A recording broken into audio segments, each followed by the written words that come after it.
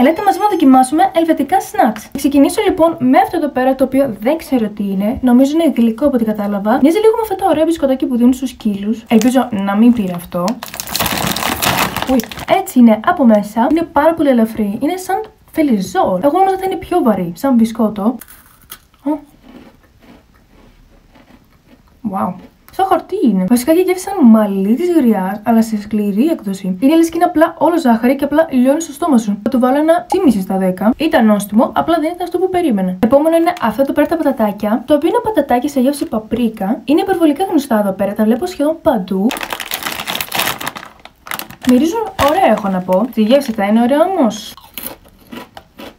Girl, κάνω τόσο πολύ χαμό για κάτι απλά πατατάκια. Απλά πατατάκια. Δεν έχει καμία ιδιαίτερη γεύση. Και όμως τα ελληνικά πατατάκια είναι πιο ωραία, έχω να πω. Τώρα πηγαίνουμε στα πιο σοβαρά. Πάμε στα ποτά. Δεν ξέρω τι γεύση έχει. Εγώ στην αρχή νόμιζα ότι ήταν μπύρα. Δεν ξέρω γιατί. Εγώ μπορώ να σκεφτώ τα πάντα. Το χρώμα μου φάνηκε παρόμοιο. Ήρθε όμως η στιγμή της αλήθειας. Σόδα ή μπύρα ή χυμός. Πάμε να δούμε.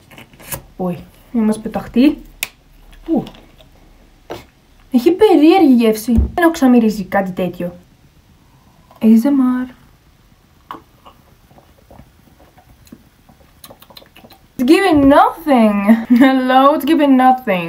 Έχει πάρα πολύ περίεργη γεύση. I don't like it. Δεν ξέρω τι έχουν βάλει εδώ μέσα, αλλά έχει γεύση σαν φάρμακο. Αυτό θα πάρει 1 στα 10. Δεν μου άρεσε. Επόμενο είναι αυτό εδώ πέρα. Μοιάζει πάρα πολύ σαν πίτσα.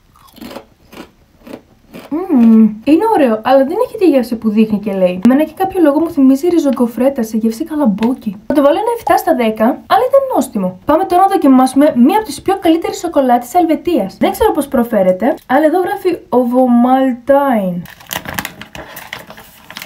Έχει ωραίο σακουλάκι. Νομίζω από πίσω σου δίνει κάποιες οδηγίες για μια συνταγή. Μάλλον για κάνα κέκ θα είναι.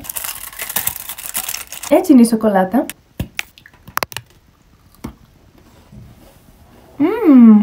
It's giving chocolate. It's giving crunchy. It's giving yum yum. It's really an excellent chocolate right there. And just fantastic. 10 out of 10. Και τελευταίο, το ποτό.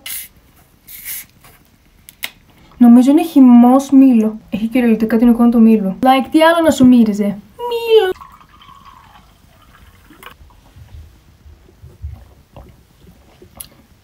Γιατί έχει σόδα στο χυμό του μήλου. Εγώ έχω συνηθίσει ο χυμός του μήλου να είναι απλά χυμός. Και δεν ξέρω αν μου αρέσει αυτό. Από μένα λοιπόν θα πάρει ένα 2 στο 10. Άμα σας άρεσε αυτό το βιντεάκι, πατήστε ένα follow και ένα like. Θα τα πούμε και σε άλλα βίντεο. Φιλάκια!